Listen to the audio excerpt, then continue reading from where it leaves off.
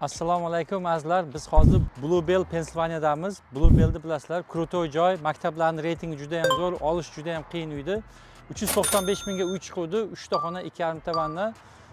Community to'lovli joy, lekin maktab reytingi juda ham zo'r.